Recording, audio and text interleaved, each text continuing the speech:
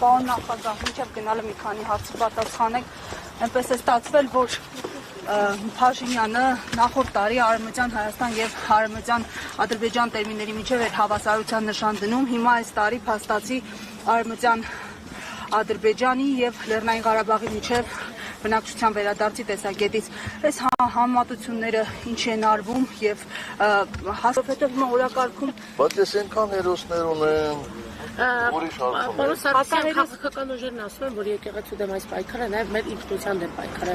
Ինչ եք կարծում, քաղաքական ընդդիմադիր ուժերը չպետք է հակապետական ընթացքի դեմ կանգնեն, թե լուր պետք է հետևեն։ Ամենայն դեպս ես չեմ կարծում, որ բոլոր ընդդիմադիր ուժերը դες հետևում են կամ դրանից հաշվի ստանում։ Այո, այդ խնդիրը կա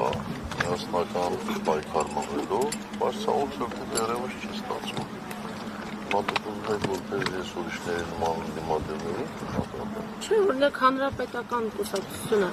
եկեղեցու դեմ շփում է պարոն Սարգսյան, ամեն կիրակի մի եկեղեցի գնում է պատարագիչների խումբը։ Կարող է ձեր երիթևը, չգիտեմ, հանրապետականների գնալ, որպեսզի պաշտպանություն եկեղեցու, թեկուզ հնչեցնել կաթողիկոսյանուն, ինչպես մեկ-երկու երիտասարդներ են անում։ Կարծեմ, թե դուք տեղյակ չեք իրադարձություններից,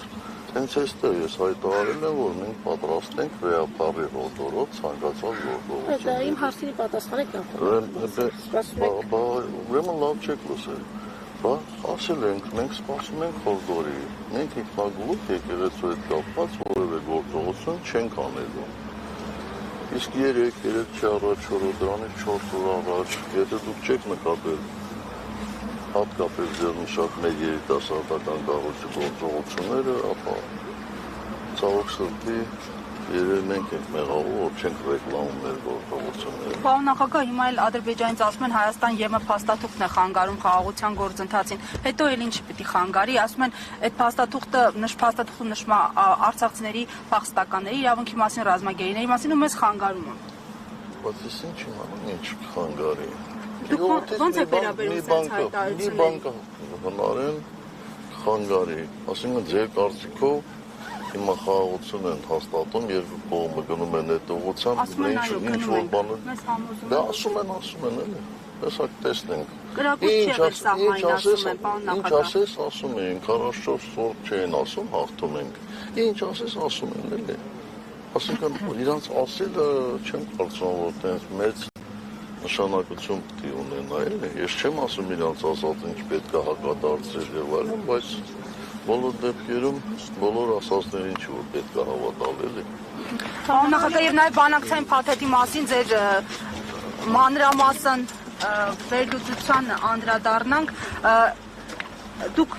ձեր շեշտադրումները արեցիք, ամեն դեպքում հակառակ կողմից պատասխանում են, դե հարց լուծող եք, մինչև 2018-ը կարող եք լուծել։ Այդ նույնն է, երբ որ ես ընդհանրապես դեռ բաներ չեմ սիրում, բայց համատություն պետք է անեմ էլի, երբ որ կանանցից պահանջեն, որ 5 ամսում երեխա ինչու չեն ունենում, այդ մոտավորապես նույնն է։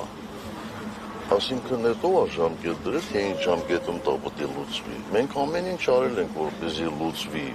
դրականորեն։ Իսկ ինքը այդ են, մալադեց ապրի, կար ժամանակում ամեն ինչը հանվեց ու լուծեց։